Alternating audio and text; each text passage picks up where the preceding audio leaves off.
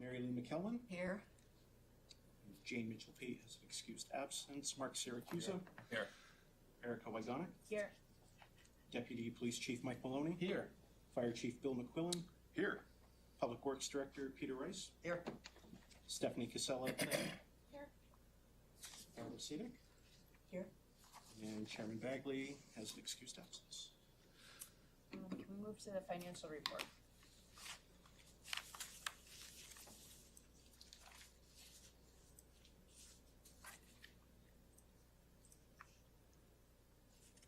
Move to accept. Second. Any comments? Just had a quick question on the EV charging stations at the library. Those are for scooters and bikes, correct? The little blue one that's out in front of the library? Yeah, whatever can charge on there. Yeah. Do people pay for that? Does the city get I it? don't believe so. No, it's solar. It's solar. Good. Okay. Just saw that. Okay. Thank you. Nice little station. Yeah. If it gets used, it's even better. All right, let's vote. All in favor of accepting the financial report? Aye. Aye. Anyone opposed?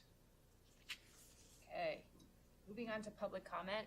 If you want to comment, come up to the desk, state your name, address.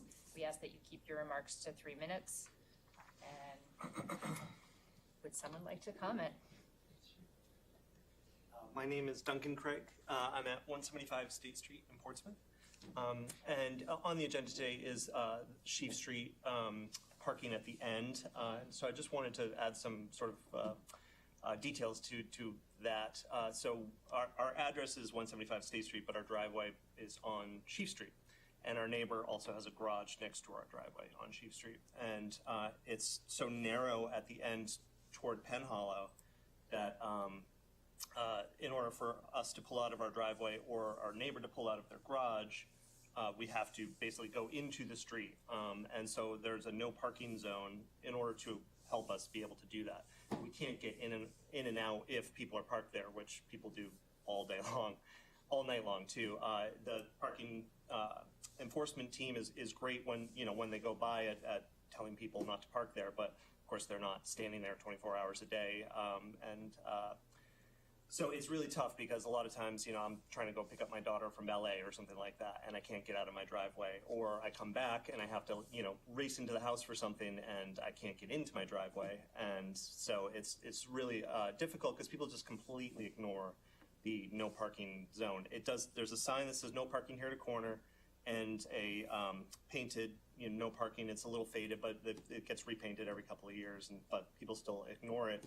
So I had reached out to Peter asking if there was anything, that could be done, obviously within reason. I hate to call the police constantly and say, hey, there's somebody parked here, could you ticket them or something, just to try to encourage people not to park there.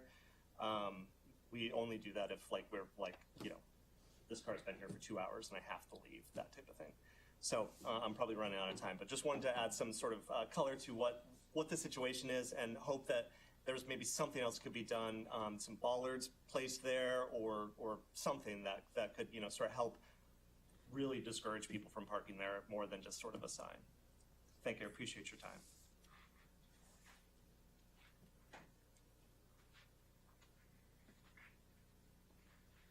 Good morning, Tyler Garza, 62 McKinley.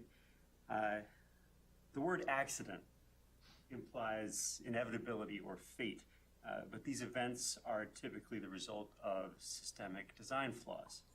They are preventable and predictable crashes, not accidents. This is not a politically correct word game, and NHTSA agrees.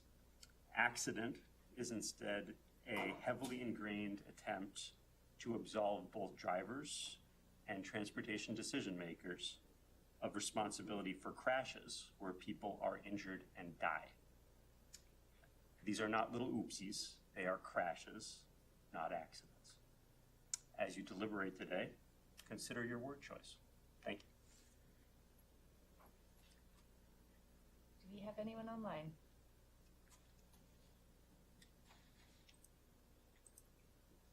I mean, not. Okay. I'm gonna close the public comment. Moving on to new business, Sheep Street, request for additional measures to increase compliance with no parking area near Penn Hollow Street intersection by resident. Sample motion moved to refer to staff for evaluation and report back at future meeting. You already got, I would say, a fairly decent summary, but Eric, do you have anything you wanted to add?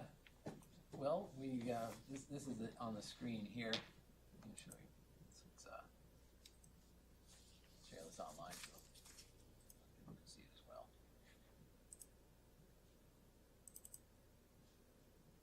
So this is the area here at the end of Sheep Street at Penn Hollow. It's an existing no parking area, striped that way and signed that way, as Mr. Craig was mentioning.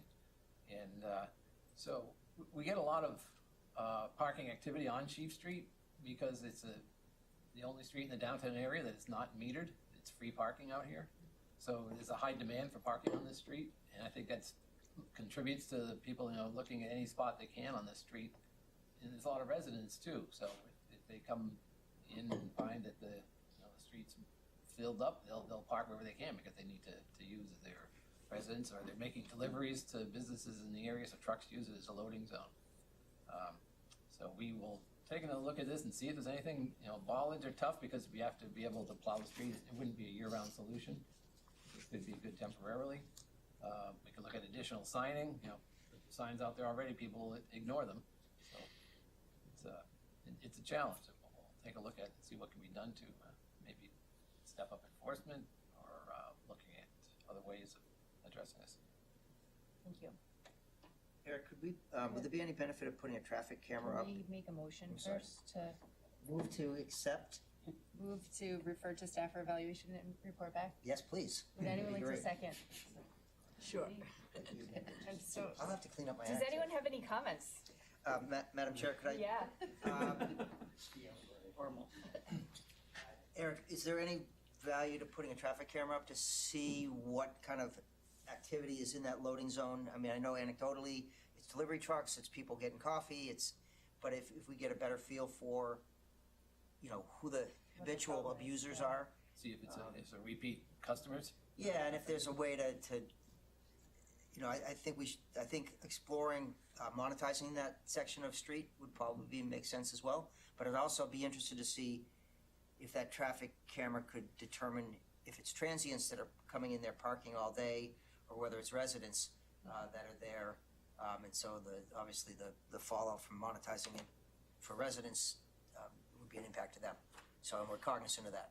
Yeah, assuming we have a utility pole somewhere we can mount a camera, that's certainly an option.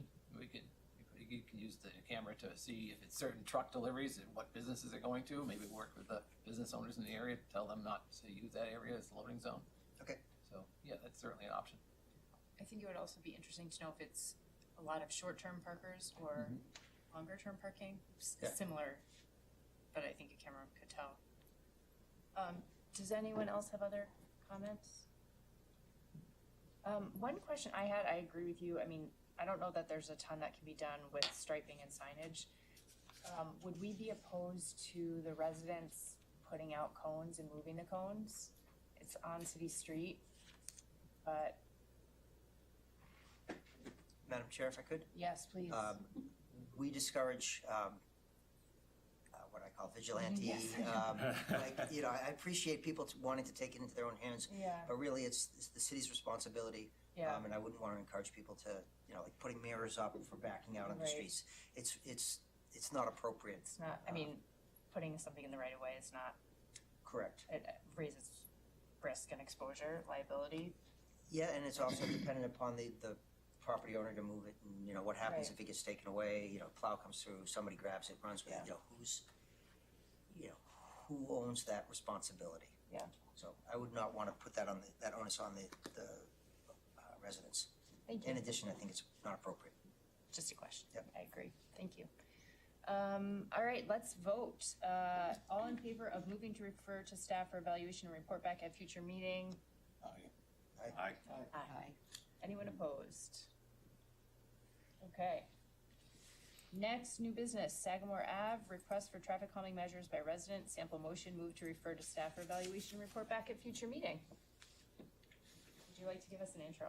Yes, this is a resident of one of the new condo developments on the southern section of Sagamore Ave going towards Rye Circle. They notice a lot of, speeding traffic, and they were questioning why the speed limit changes when you're on Miller Ave, it's 25, then you're on South Sagamore, it's 30, and then it becomes 35 south of Wentworth House Road. So they were questioning, could the speed limit be changed to a consistent speed limit? Maybe that would help. They've also asked for a traffic signal at the intersection of Wentworth House Road, but it's also a state-maintained roadway from South Wentworth House Road down to the Boys Corner Circle. So we're limited on what we can do on that section of the road because it's state-maintained, but we can look at the rest of Sagamore Ave. We do have traffic speed feedback signs out there, which seem to help, and we can take a look at the rest of Miller Ave and Sagamore Ave to see if there's any traffic calming measures that could be done. Looked at Miller Ave in the past, it's posted at 25, but it's actually 30 miles per hour in the ordinances. Would anyone like to make a motion? Motion move to staff. Motion for staff evaluation. I just had a question. We need I'll a second second. before we can ask him. Great. Question? So, didn't we do a study, the city do a study of that section from south to the end of, I think the end of the cemetery, or maybe even farther down, when it was an issue of bike lanes and speeding traffic? Is there more information that we can use? Well, there was the project that was done 12 years ago or so the bike lanes were installed. Right. That's part of that construction project. Right. I thought there was recent with the condo unit that went up where Golden Egg was. There was a request to eliminate parking. We were waiting. I'm sorry. Yeah. Madam Oh, Chair, yeah. if I may. No. Um, I just, There was a request to eliminate parking, and that was recently completed this last year, right? yeah. Yeah, And I so it think had to we do were with parking waiting and bike. For that, I think we were waiting until that was done to evaluate about the parking. Right, okay. Yeah. Just Yeah, I think trying to coordinate that yeah, I think information that we already had, but you're talking about an area that's further down from the cemetery. Yes. Down to Foy's Yeah. Corner. They're concerned all the way from Foy's Corner up to, Middle Street. Yeah. Whole stretch of Yeah. Route 1A. Right. Yeah, so they wanted consistency. Is there a reason why it's inconsistent? Well, speed limits are done based on the context of the roadway. The Miller Ave section is much more densely It's dense, residential. yeah. So that's why it's posted at 25, even though it's actually a 30-mile-an-hour road.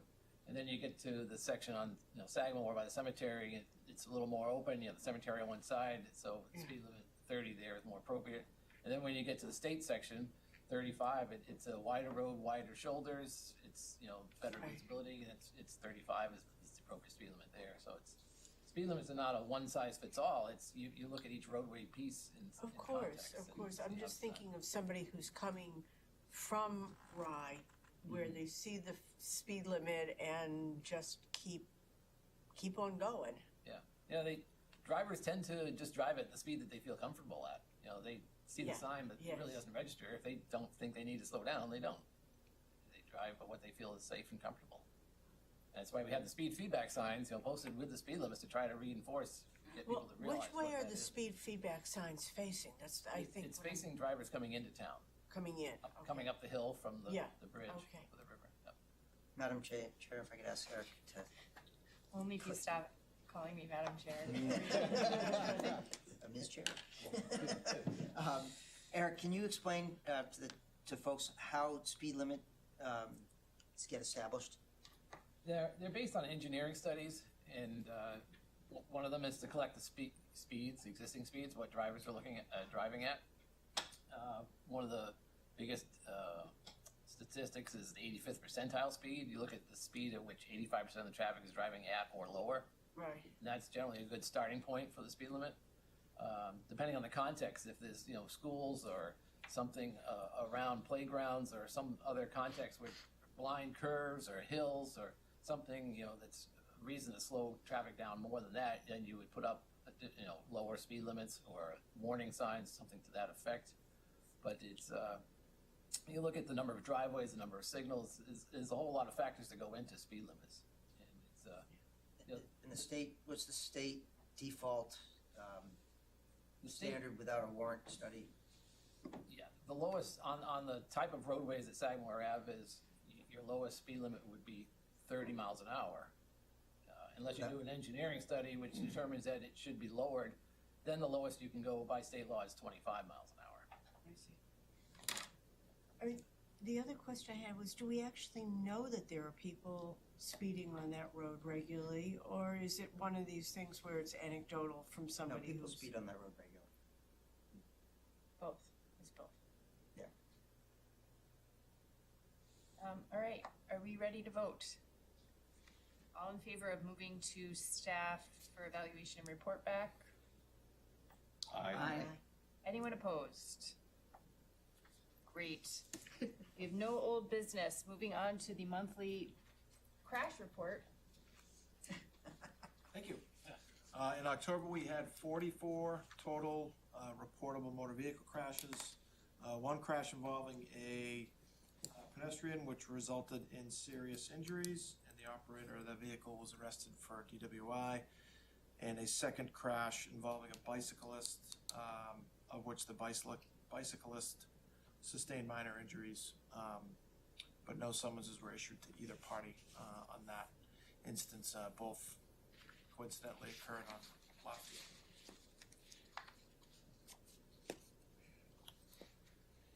Where did the pedestrian accident occur? In front of 600 Lafayette Road, so Down on in Lafayette. between Bolorama and let's say like Crossroads. In a Right, right. crosswalk? No crosswalk, no.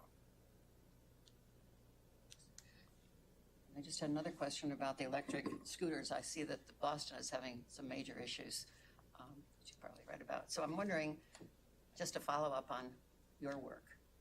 Yeah, I think we've seen a difference.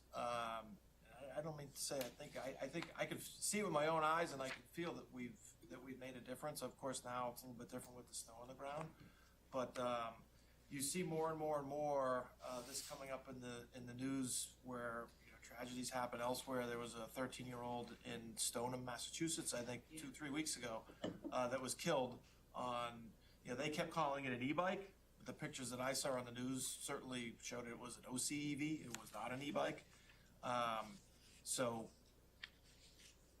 knock on wood 10 times over, we haven't had that yet here. And, I'm partly thinking that hopefully some of that has to do with our awareness and education that we've done as a team and as a city. So I think definitely we got the word out, and I've seen a decrease over the last couple months.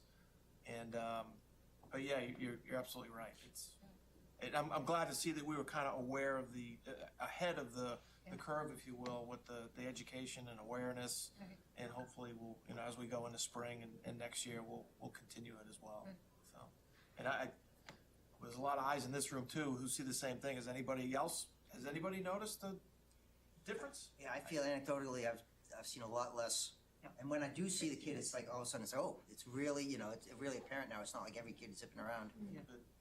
Have you gotten into the schools? Yeah, you were talking about getting into the schools.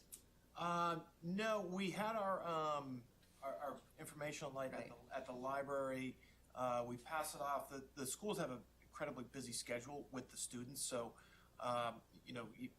it's believe it or not, it's difficult to kind of just butt in there for an hour and just say we want to take an hour at a time. You kind of have to coordinate it. So maybe as we look towards late winter, spring, when kids start getting out again, maybe we could get something on the schools, because I know that the school resource officers have asked for the presentation. So. It's certainly a goal. Good. Great. Thank you. I think related to that, it would be great if we could get a press release about it. I feel like you guys have done a great job of getting that information out, kind of more grassroots, which is good, but I think there's a cohort of people who probably aren't in those networks but read the paper, so I think if we There's could. been 2 front page stories on it. Okay, I Yeah. read the paper every day and I didn't So, see them, so I'm sorry. Yeah, going back towards summer. Great. In fact, when they called me the second time, I said, "Did you read your first article?" They said, "No." I said, "Well, you might want to refer to that one." But there's been 2 front page, top of the fold Okay, e-bike stories. So, great. I think Sorry it that made I the missed them. made the city's newsletter, too. So. Good. 2 Russell Street construction update. Yeah, So, construction continues. I don't have a lot, I don't know if, Mike, if you were at the meeting this week or, I was not personally myself, but I did have a patrol supervisor there. So we're gonna be meeting weekly on the project, you know, to make sure traffic is flowing smoothly and detours are in place, you know, as appropriate. It's an ongoing project that's gonna be going on for many more months. Yeah, if I may. Yeah.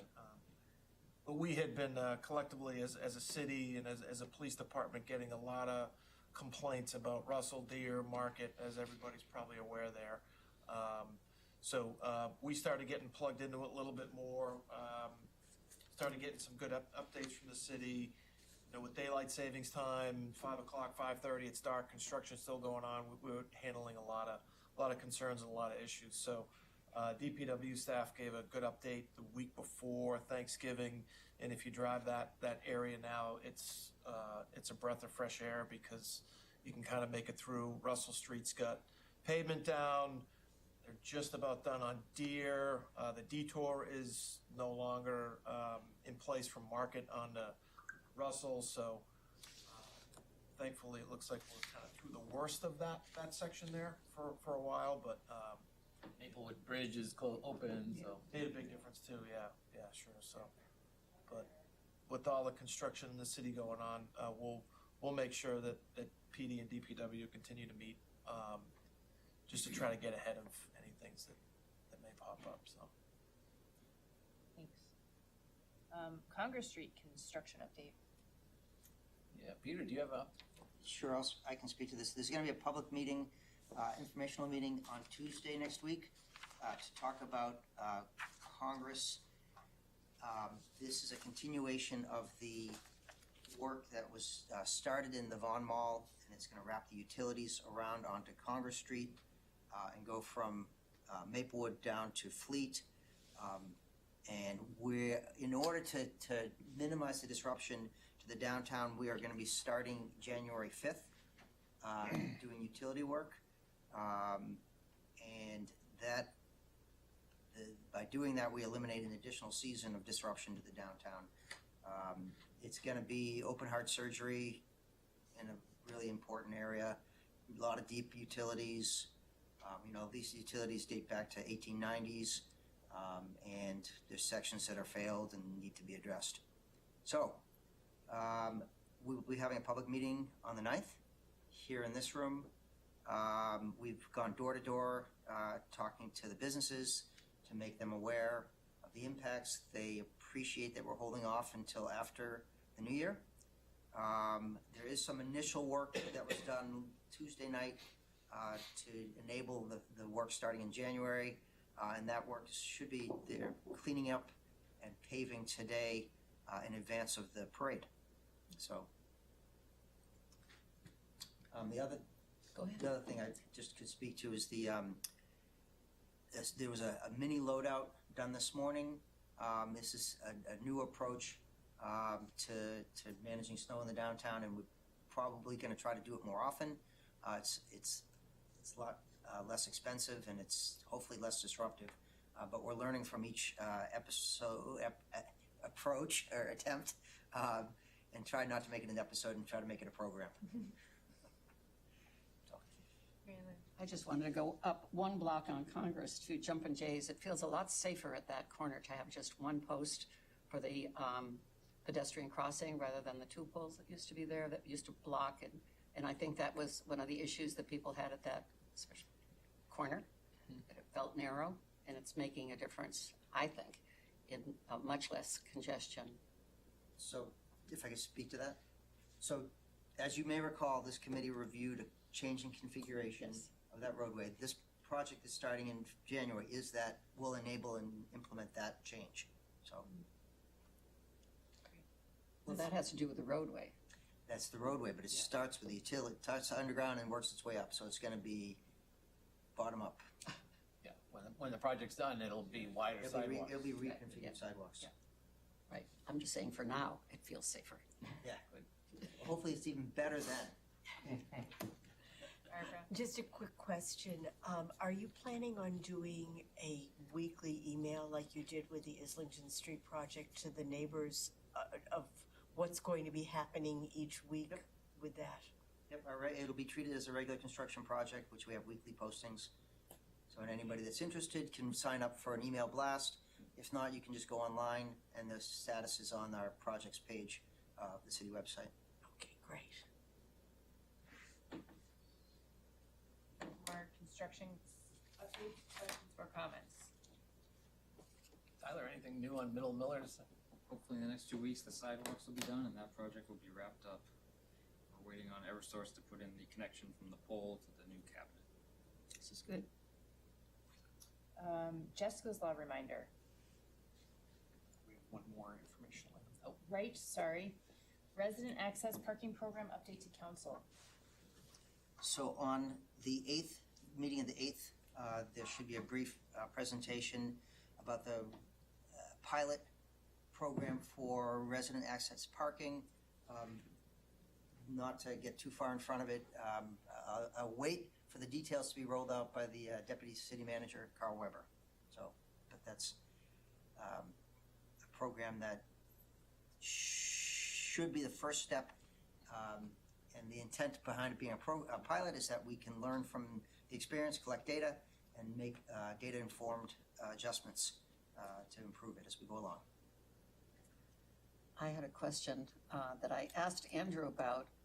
I can wait until this meeting on the 8th, but a neighbor had told me that the shipyard was parking at the Parrot Avenue lot and having a trolley service, shuttle service over to the shipyard. Andrew wasn't sure about the details on that, but does That anybody know? doesn't I don't believe that's the case. I don't know, have you seen anything, Ben, associated with that? No? No? I don't believe that's the case. Okay, So, but we will Okay. keep our eyes open and okay, because Andrew said he had just heard about it. yeah, So we hear a lot of things. So. Not all are accurate. Not true. Anyway, I just wondered if there was accuracy to that. No, the answer is no? Well, I'm not aware of it. Okay. And if that is the case, obviously it's not appropriate. That's what I'm asking. Thank you. Okay, now Jessica's Law reminder. Mark? Public reminder for automobiles or vehicles in general to clean off the snow on top of people's roofs, the lights, Yeah. etc. This is all stemmed from, it's Jessica's Law in New Hampshire. It requires the drivers to clear all snow and ice from their vehicle before driving, enacted after 20-year-old Jessica Smith was killed in 1999 by ice sliding off a tractor trailer.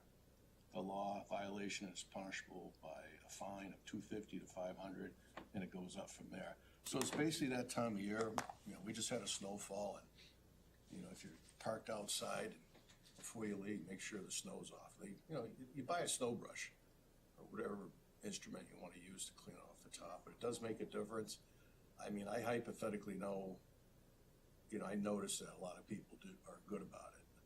But Mike, is that something that through your channel is going to remind people? I was going to ask the city to put it in the web, the newsletter. Just as a reminder, it's December 1st or We 3rd. reminded a lot of people yesterday. Yeah. Good. Yeah, I knew, you said that last year, that Yeah. you're not really finding, but you're educating people. Yeah, More or less. I can't say, how many, summonses we have written. Obviously, we don't take away the officer's discretion, but, if it's egregious or that we can see that there's a history of it through their motor vehicle, we're not opposed to summonsing, but yeah, I could hear the folks out there yesterday morning making a lot of stops, yesterday. And I don't know what they were for, but I assume that's what they were for. They weren't for speeding yesterday morning, so, we do that as well. Yeah. So that's it, just a public reminder to clear off the snow off your vehicles. It is the law, and it's enforceable, and PD, at least in this town, has been out reminding people or giving summonses. But it is, it's a law, and it's a law that came from, unfortunately, from someone's death. That's it. Our next miscellaneous item is that our January meeting is canceled.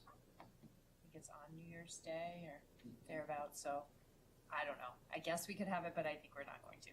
I don't know if anyone else had any other miscellaneous comments. I Mary? do, yeah, I would like to bring up the intersection, the pedestrian crossing intersection at Maplewood and Deer. I was almost hit yesterday and I realized that the problem is that vehicles coming into town can't see that pedestrian light. If they're coming over the railroad tracks, they see the green light, but they have to come almost to the intersection to see the parking light. And 2 cars passed me while I had the pedestrian light on, and I was in the sidewalk. And one of them said I didn't see the light. So it's moved over to the side. It's not right at the intersection. I don't know how many feet over it is, but it can't be seen. I drove it yesterday just to see if I could spot that. And if you're coming into town and you're at a good clip, which these 2 cars were, you're looking at the green light. Yeah. So I don't know if that can be adjusted or how it, Yeah, it has to be within a certain proximity to the crosswalk, because it's meant for the pedestrians to see, not for the drivers to see.